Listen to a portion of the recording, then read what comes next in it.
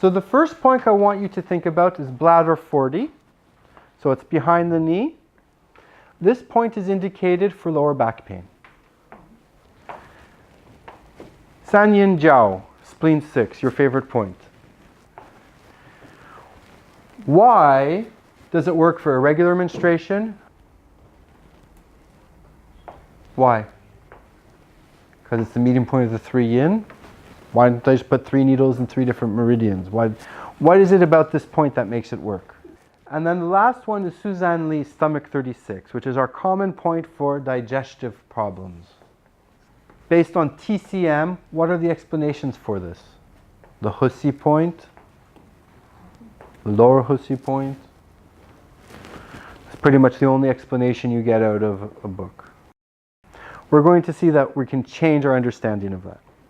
When we talk about horizontal and images and mirrors, what we're looking for is we're looking for the idea of anatomical similarities are most obvious when comparing the limbs. We're trying to understand how the body anatomically repeats itself and using that as our identifiers for where we are.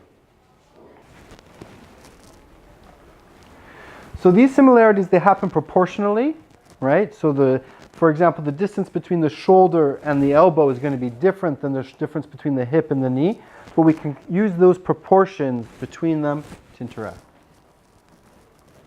So an example, we have the wrist and the ankle will interact, or the hip and the shoulder, or the knee and the elbow. We're going to start with mirroring. When we talk about mirroring, we're talking only about limbs.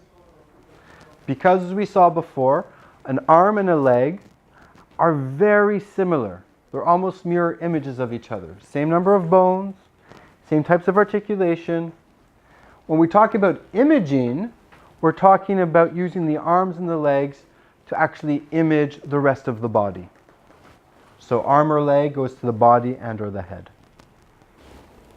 So the next step of imaging is what we're going to do is, if you've noticed the body, the arm with the hand and the leg with the foot is very similar to the body with the head.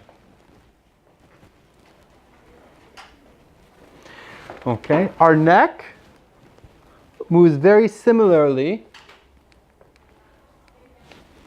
to the wrist and the ankle. Okay? The hand and the foot are very similar to the face.